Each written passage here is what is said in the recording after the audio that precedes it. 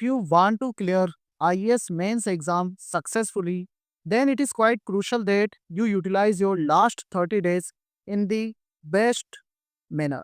And इस video में मैं आपको वही तरीका बताऊंगा जो मैंने पर्सनली फॉलो करा था that help me a lot after watching a lot of topper talks कि कैसे लास्ट के जो 30 डेज है वो हमें यूज करने चाहिए। तो वो सारी डिटेल्स आपको इस वीडियो में मिलेगी and if you are giving this year's mains then don't skip this video. Here is a brief intro of my journey. I have appeared in CSE 2020, 2021 and 2022. Every year I have reached till the interview stage. Overall, I have faced 3 interview boards and here I am going to record my journey backwards for you, telling you what works, what doesn't works and so that you can easily achieve your IAS dream. And यहाँ पे मैं कुछ भी theoretical नहीं बताऊंगा. Everything would be practical and based on my personal experience. Now, if you want full PDF of this lecture, you can download it from my Telegram channel. And for exclusive resources, you can go through the free resource section of my website. And you can also sign up for free IS Ganga mock test from the comment section. इन तीनों का link मैंने comment section में pin कर रखा है। Now overall theme of this phase is not that कि ये study phase होगा, ये स्टडी फेज नहीं होगा। ये आपका फेज होगा बैटल वाला, जहाँ पे आपका माइंडसेट एक वॉरियर की तरह होना चाहिए। आई नो आप काफ़ी टाइम से हार्ड वर्क कर रहे हो, you are feeling tired, but अभी आपको इस बैटल के लिए रेडी होना है और यहाँ पे आपको ज़्यादा कंटेंट की ज़रूरत नहीं है। यहाँ पे clarity, composure, completion speed and combat drill यानी कि मॉक टेस्ट की रिहर्सल, एग्जाम पेपर रिहर्सल, इसकी ज़रूरत है। अगर आपके पास में ये माइंडसेट डेवलप हो गया, clarity, composure, completion speed and आपने मॉक टेस्ट की रिहर्सल कर ली, तो that would be much more powerful than content which you will read. And anyways आपने काफ़ी अच्छी पढ़ाई करी है, that's why you are in the mains. So अभी आपको कंटेंट के अलावा बाकी चीज़ों पे फोकस करना है। ओवरऑल अगर यहाँ पे देखें तो मेंटल गेम प्लान हमें बनाना है, एक वॉरियर माइंडसेट रखना है। अब आप ऑलरेडी स्कॉलर की तरह पढ़ चुके हो, अब स्ट्रेटेजिस्ट की तरह आपको थिंकिंग करनी है। लर्निंग मोड से बाहर आके एग्जीक्यूटिंग मोड में आपको जाना है। आपने जितनी भी नॉलेज गैदर करी है उससे कैसे आप एग्जीक्यूट यूज़ कर सकते हो उस पे फोकस करो। लर्निंग मोड से अब आपको बाहर आना पड़ेगा। एंग्जायटी को चेकलिस्ट एक बनाओ, जो पेंडिंग वर्क है, टॉपिक है उनके लिए, ताकि आपको क्लियरली दिखे क्या-क्या चीज़ें आपकी पेंडिंग है। टाइम पे स्लीप रखो, ईट on time, eat healthy so that आप हेल्दी रहो और आपका ब्रेन भी पूरी तरीके से फंक्शन करे। साथ ही अब आप जो चीज़ें नहीं जानते उनके ऊपर ज़्यादा एम्फेसिस मत करो, जो चीज़ें जानते हो उनको मल्टीपल जगह, मल्टीपल प्लेसेस में आप कैसे यूज़ कर सकते हो, उस पे फोकस करो। लास्ट 30 डेज़ में आपका ये वार बोर्ड है, इसको मैं थोड़ा समझाता हूँ। आपको 2 राउंड करने हैं रिहर्सल के, जो मैं किया करता था। राउंड 1 ऐसे पेपर आपको देना है, उसके बाद में आपको जीएस 1 एंड 2 का पेपर देना है अगले दिन, उसके बाद में जीएस 3 एंड 4 का पेपर देना है। फिर उसके बाद में अगले वीक को सैटरडे संडे के दिन optional paper 1 and optional paper 2, चाहो तो आप लैंग्वेज पेपर्स भी दे सकते हो, लैंग्वेज 1, लैंग्वेज। ये हो गया राउंड 1 रिहर्सल का। ऐसा ही आपको राउंड 2 भी करना है थोड़े टाइम बाद, 15-15 डेज़ में आप ये कर सकते हो। इससे क्या होगा, आपके ओवरऑल 8 जीएस के फुल लेंथ मॉक हो जाएँगी, 4 आपके ऑप्शनल के पेपर हो जाएँगे, 4 पेपर 2 राउंड में। 4 ऐसे आप लिख चुके होंगे, 1 ऐसे पेपर में 2 ऐसे आप लिखोगे, तो टोटल 4 एसेज़ आप लिख चुके होंगे।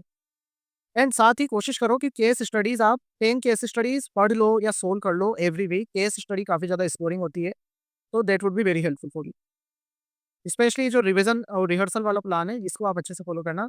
इसके बाद में लेवल 2 का आएगा एकेडमिक फोकस, जहाँ पे हमारा रिवीजन अब किंग बनेगा। नया कंटेंट हम नहीं देखेंगे, हम रिवीजन पे फोकस करेंगे। जीएस 1 टू 4 फाइनल रिवीजन करेंगे, जो भी आपके नोट्स हैं या कोचिंग के नोट्स हैं वो आपको देखना है। ऑप्शनल के लिए reverse solve PYQs specially from last 10 years, उससे आपको एक पैटर्न पता चलेगा। और उन्हीं टॉपिक्स को फोकस करो जिनसे यूपीएससी ने सवाल पूछे हैं।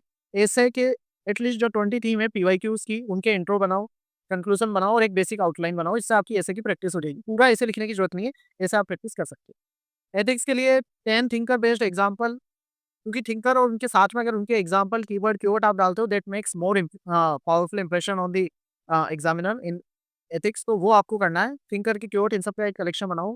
केस फॉर्मेट आप अलग अलग केस स्टडी में कैसे स्टेक होल्डर डायग्राम ये सब यूज करोगे, उसके लिए भी आप एक फॉर्मेट बना सकते हो। डेटा बैंक, इसमें आपकी GS wise facts, report, keyword, example, committees, ठीक है, कुछ जैसे आर्टिकल आपको यूज करने हैं।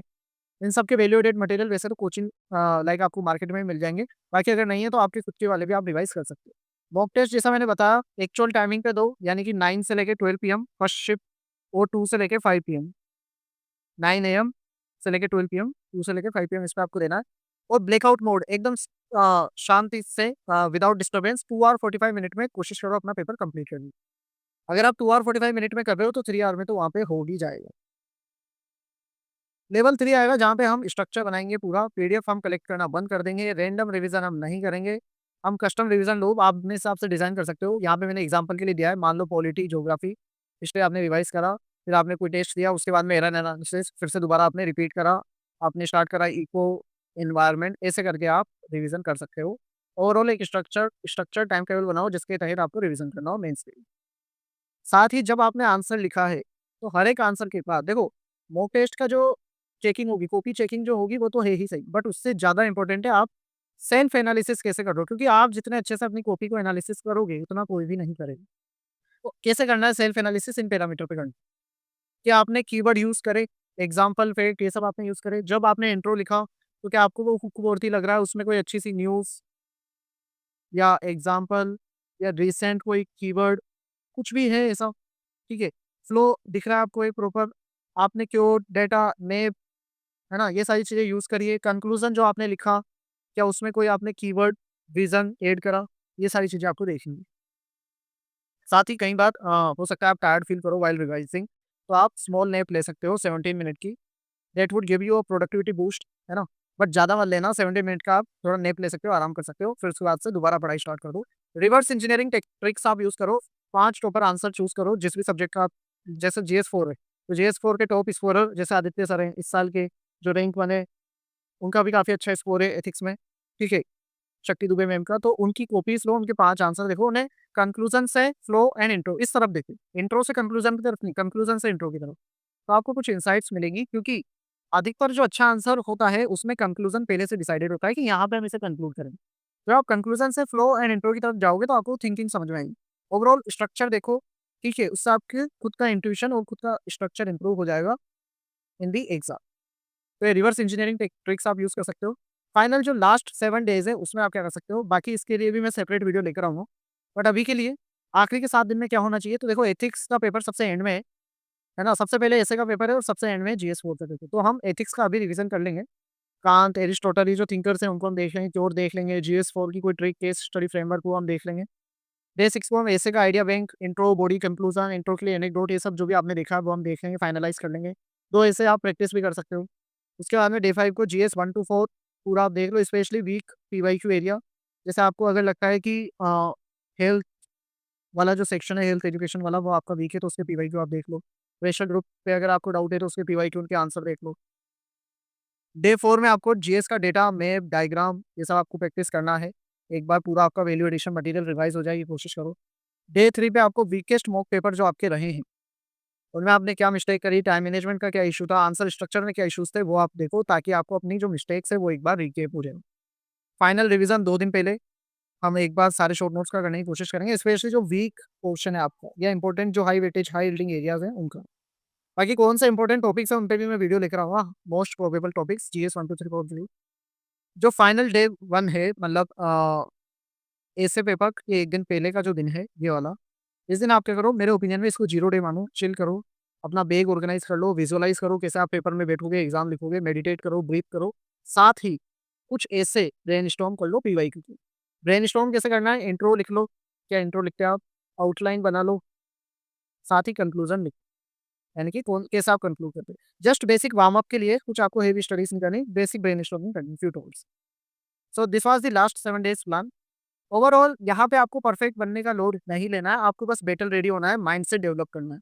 प्रीलिम्स आपने पास किया है, वो आपका पासिंग ग्राउंड था, ये आपका प्रूविंग ग्राउंड है that you are a deserving candidate. Mains में आपको ये दिखाना है। ओवरऑल रिवाइज़ करो, परफॉर्म करो, रिमेंबर रखो, ठीक है?